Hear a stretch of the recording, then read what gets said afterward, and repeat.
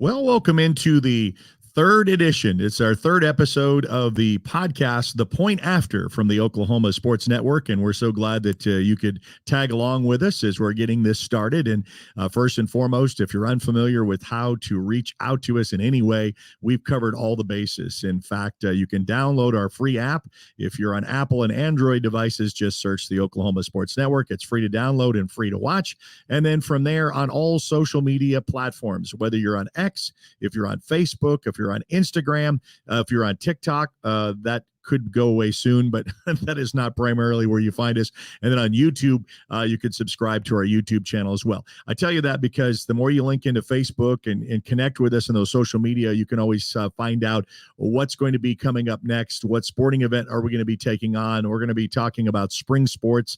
Of course, we finished up with soccer last week, talking about them. They're going to be in full mode and on your mark, get set, go, because that's what this does. It's just like when football gets over and basketball starts, and then as soon as basketball is ending, we're talking spring sports. And believe it or not, we're only about less than a month away from graduations taking place across the great state of Oklahoma. So get ready or not. Soccer, you'll get track, and we'll be talking about that as well. And we've got baseball. But to kind of throw us into the mix of baseball, we got our baseball aficionado that is going to take us through that because you've been doing a lot of 5A baseball on this side of the state. The Oklahoma Sports Network featuring 13 schools. A lot of them in representation. Half of them made the football playoffs. We've got some representing in baseball, so we'll get you started. I know you've got to see quite a few teams out there, and for those who are just kind of on the outside, and that's me looking in, you can really see a showdown between some great teams that we saw from last year of Elgin, Carl Albert. You got those in the mix, and then Duncan, who's the defending state champion. So take us through now that we're kind of closing out the season. What is it looking like to shape up right now? All right, well, Eric, it's good to be with you here. So, yeah, I've had a chance to see, I would say, the top 6 teams in 5A West because they all played Middale schools, and then that includes Midwest City and Carl Albert. And, some really good teams, a lot of young teams. And there's one team that's not so young that I really like going forward. So that would be, if you look at the 2 West Side districts in 5A, 5A1 finishes like this. Carl Albert, the defending 5A champs. Of course, we had their entire postseason on last year, including their state championship games up in Tulsa. And they won the district this time going away. They finished runner-up last couple years, going 14-0. They beat Noble yesterday. Noble finishes second, so they will host a regional. And Guthrie finishes third. So we saw all those teams play the last 2 games against each other. We did Carl Albert's games against Noble this week when they hosted them, and against Guthrie the week before. And then the top 3 teams in 5A District 2, that's the more southwest district, but Midwest City joined the district this year. And Duncan won the district this year. They split with Elgin, which is all they needed because Elgin lost an extra game to Midwest City. And we had both of Duncan's games at Midwest City a few weeks ago, and then Midwest City's game against Elgin last week on the network. And that looks to be the top 6. So, again, some really good teams. I really like Duncan and Elgin and Carl Albert as 3 teams that I think can make state and make some noise. Now, one more team will make state, and we'll talk about the matchups in a bit, out of the West Side. But those are the teams that will either host or have a really realistic shot at getting to the next level. How tight is it with it? I know Elgin's really got great pitching, and that really helps them. And of course, their experience level of what they've shown here in the last couple of years. And then, as we mentioned, Carl Albert defending state champion, after being runner-up. What and you got that standout there at Carl Albert that is an OSU commit. Yep. So he was actually pitching the other night as well. So take us a little bit about what advantages each team brings when they get to this state level. All right, so we'll start with the 2 district champions. So Duncan, they were probably the best team not to make state on the West Side last year. They went up against Carl Albert and Carl Albert's regional. They won a game against Carl Albert. before bowing out. They have a commitment to OU, Eli Ramirez, who plays center field. He's really good. They also have a hard-hitting first baseman who played shortstop last year, Shago Barnum, I think. I won't pronounce the name right. So they got some really good hitters up top. And, they definitely – all these teams that are good have depth when it comes to pitching as well. And then Elgin, they're an interesting team because they lost to Midwest City last week 1-0, and then came back and beat Duncan a couple nights ago 1-0, which gave them a chance to compete for a district title. They came up short in the second game against Duncan. And some of the names that people who watch Elgin on the Oklahoma Sports Network, they'll be familiar with, like Ritzenmeyer. He's a very good player. I believe he's their shortstop. Trace Laura, who also is good for Elgin in basketball. We had him on in basketball as well. Those are some names that to look out for. And they're also a young team, but, Elgin last year made state and almost won their first-round game against Sapulpa. They have a good system of teams coming in. And it's going to be interesting to see, Eric, if Elgin, this is supposed to be the way districts look next year as well, but they may interrupt that as we're talking about with Elgin moving down to 4A. They will be a force in 4A next year if that ends up happening like we're told it will. And then, it's not official yet, but they're still working on it. I know the superintendents, in case you're just joining us on our podcast, is that the reclassifications have to be done because of that litigation suit between the 5 private schools. And the superintendents got the notice in their first of the week where they can look it over. Some schools can decide if they want to go independent, like U.S. Grant. We have several in the Oklahoma City area in that decides whether they want to be classified. And then from there, you got to make the district. So there may be a little bit of change there for the Oklahoma Sports Network and football, and we'll wait till that official notice comes. But are we ready to classify? You say probably hosting a regional. What has to finish up, and what does that look like to finally get the final players of hosting before we start to get to talk to state? Oh, we know what the regionals are going to look like. So Carl Albert's about to touch them. They are if you had to pick a team and say, is it this team or the field to get to state mayor, perhaps win it, it's still Carl Albert. Because you mentioned Cash Ferris. He was a question mark just because he's been hurt. He went the distance against Noble and had 9 strikeouts. Noble is supposed to be the second best team in the district, and he handled them pretty effortlessly.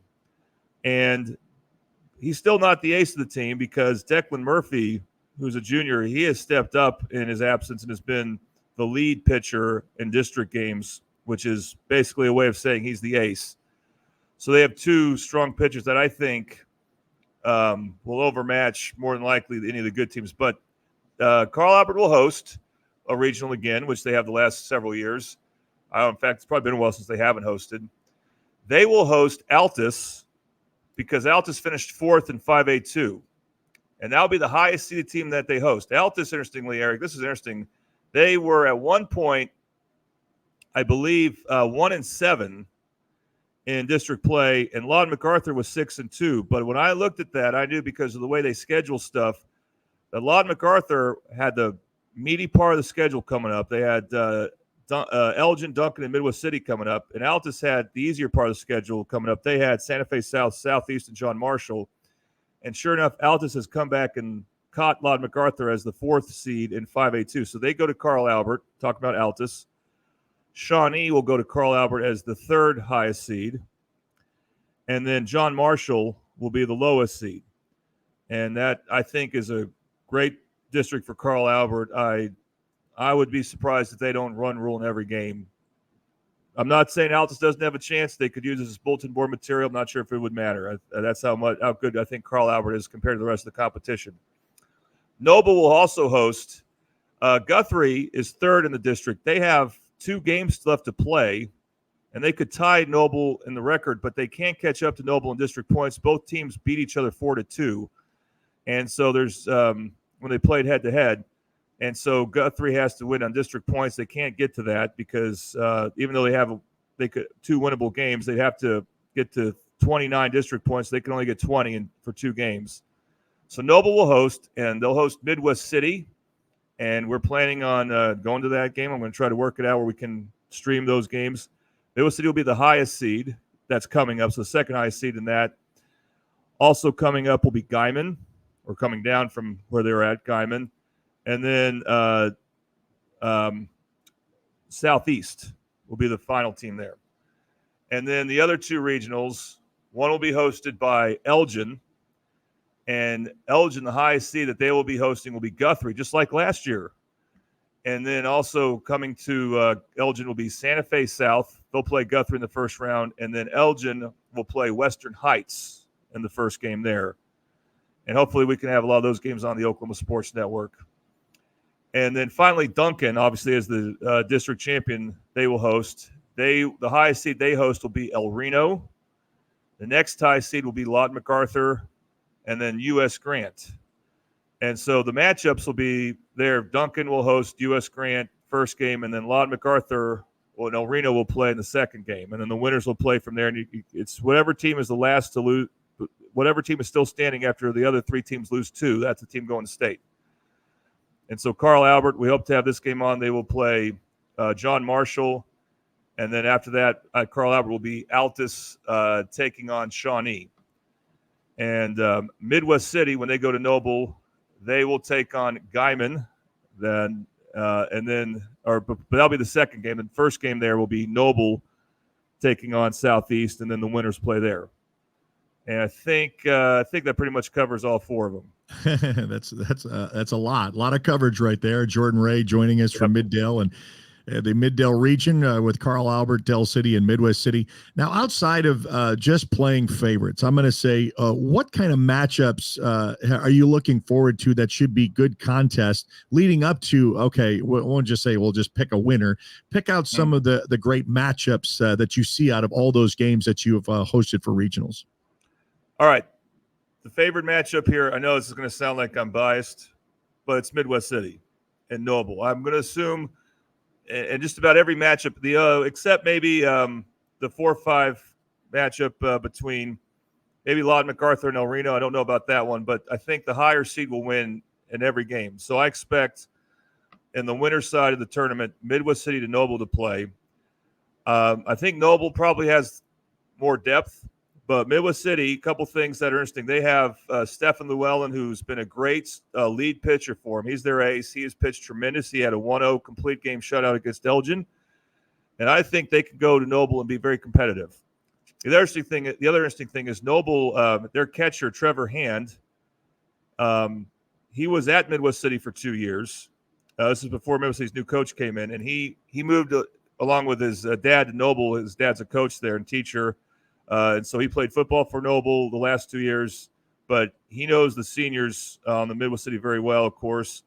And they still kind of miss him, does Midwest City. They're playing a freshman at catcher, and I think he's got a lot of talent, but he's new to the position.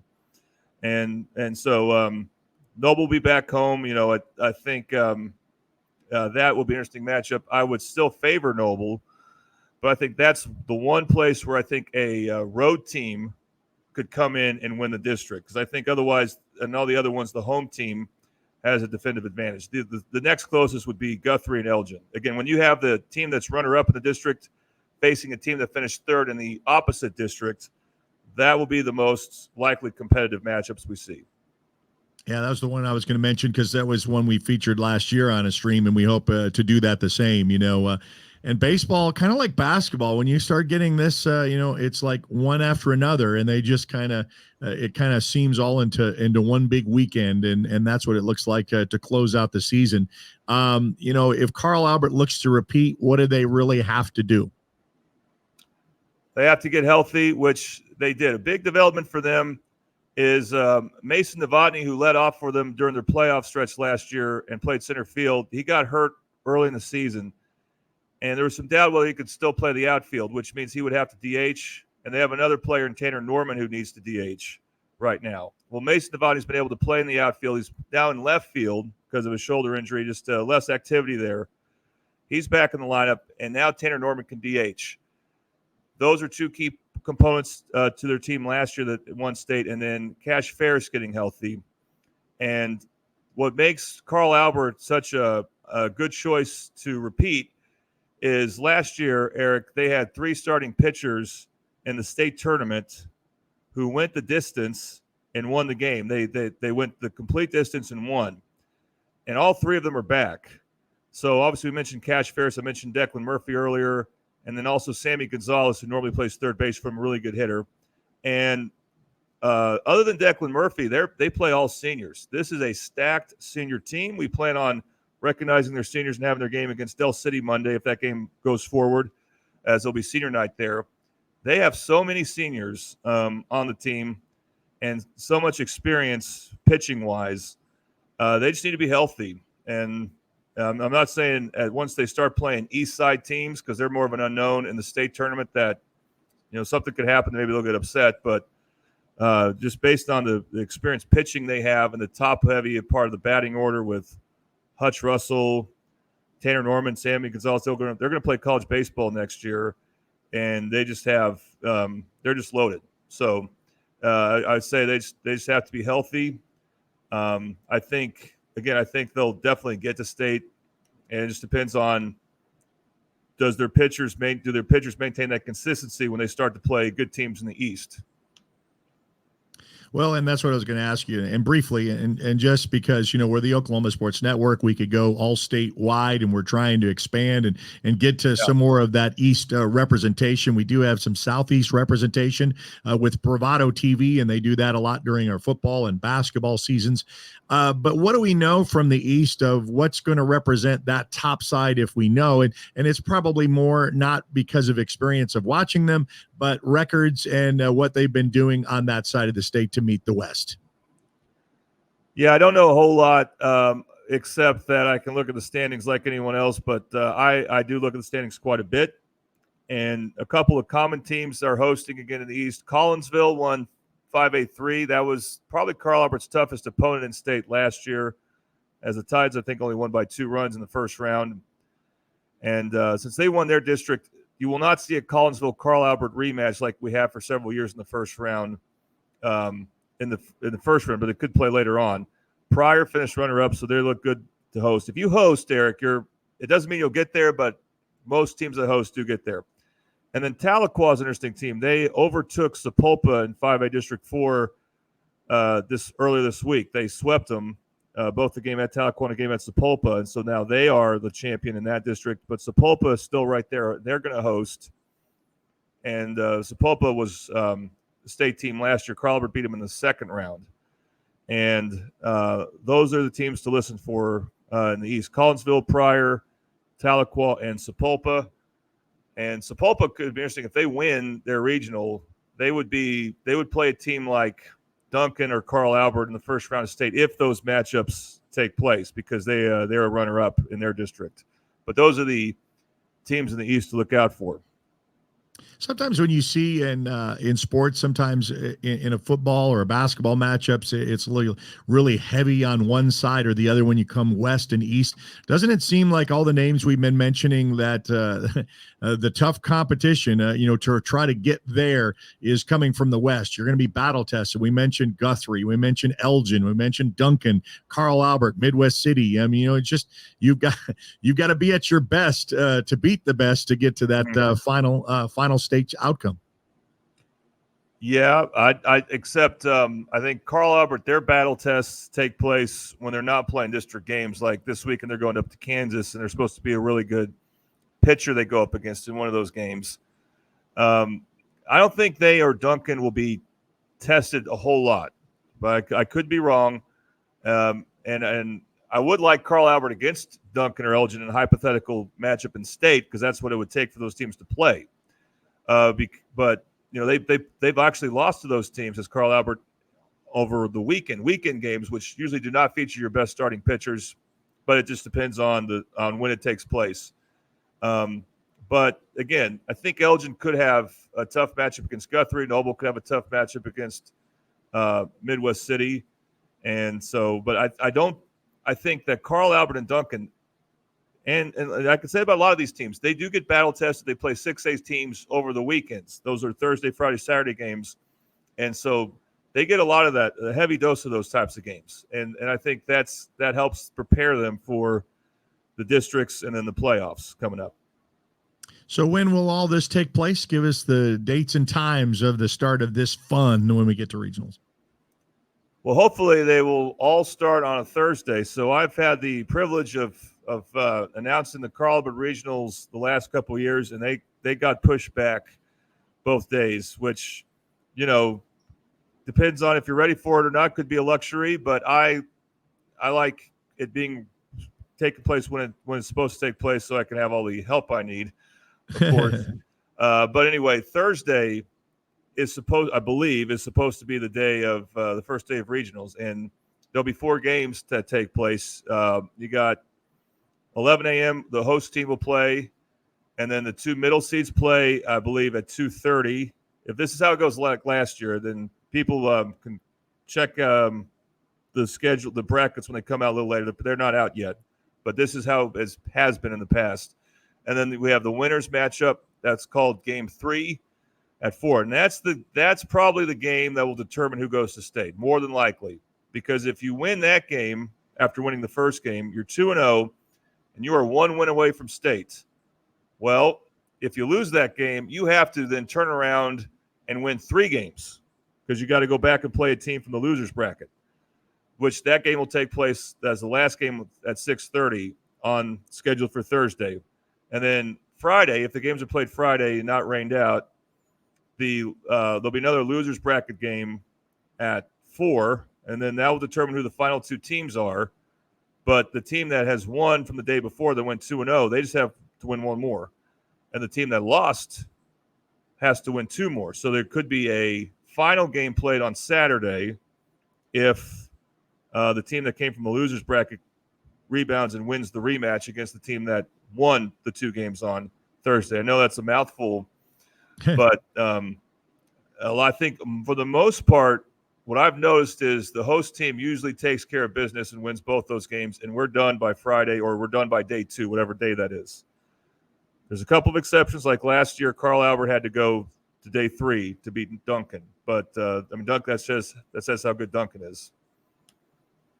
Well, and this time of the year, and we all know, live in Oklahoma just enough to know the springtime rain, and it is so different. I remember how hot it was doing these like last year. Yeah. You can get a hot day, a windy day, which affects baseball, of course, and then wet conditions. And luckily for some of these stadiums, like Lawton has just transferred, and I know they're not hosting, but I went to an artificial turf, and they were talking about this year about before when it rained, they just had to wait. They couldn't do it, but now, I mean, they can get right after it pretty quick because the rain that drains and gets rid of that.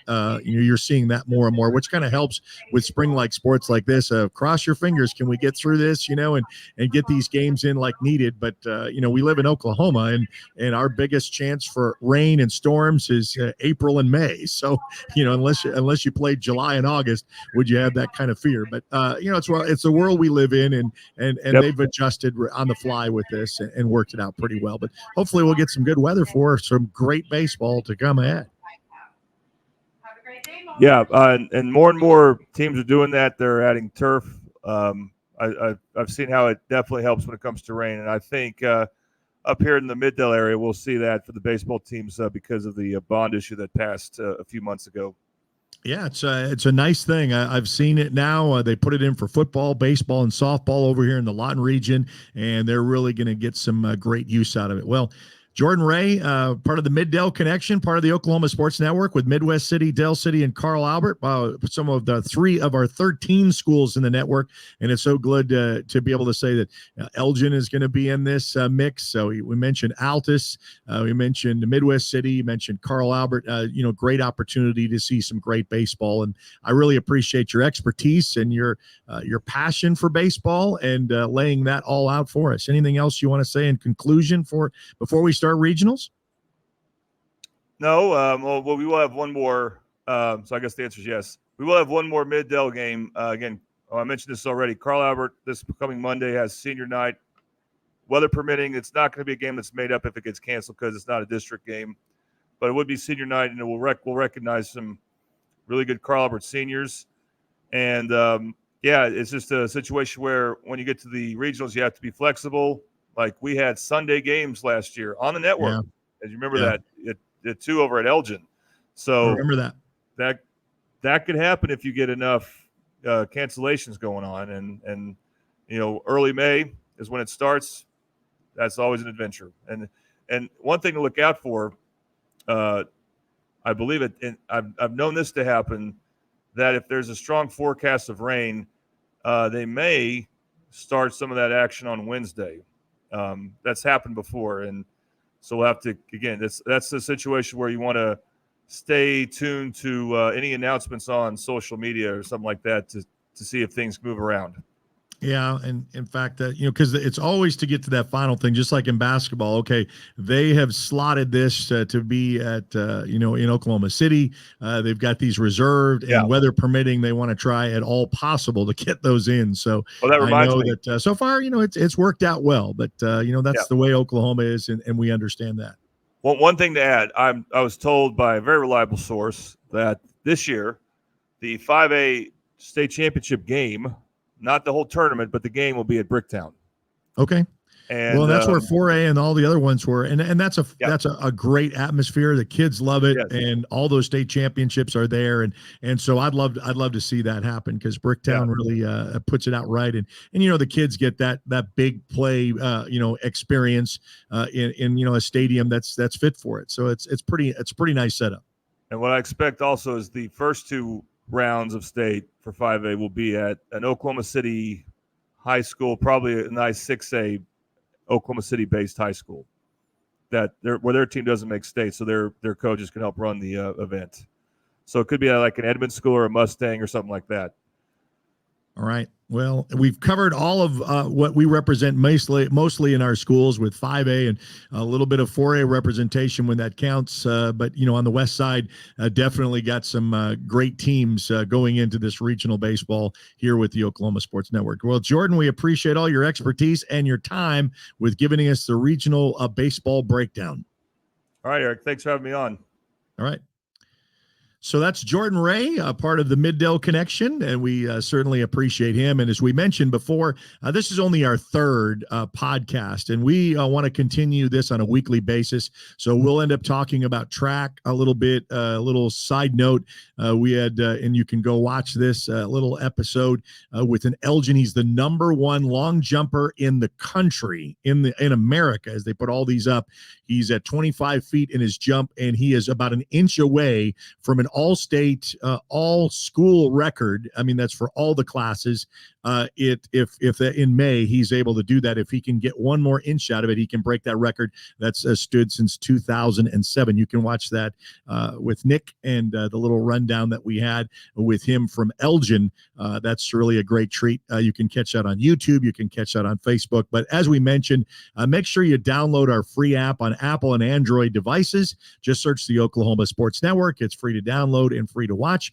YouTube, subscribe to our YouTube channel, and then all the social media connections, because you're connected to us socially. We can get that immediate information if there's a baseball change because of weather, or if we're going to be doing something last minute and you didn't know about it, you can be connected. So if you're on Facebook and that's where you live, you can connect to us there just by searching for the Oklahoma Sports Network. If you're on X, if you're on Instagram, if you're on TikTok, if that is going to stay around. I know that they just passed that they have to either sell or not be a viable source here in America. So TikTok, but then all the Instagram, the X and Facebook, we've certainly got you covered. So and we'll be here on where you can catch on podcasting, where you normally on either an Apple or Spotify, and that's where you can find us each and every week. We'll continue on a weekly basis right here with The Point After. The Point After episode 3 right here on the Oklahoma Sports Network.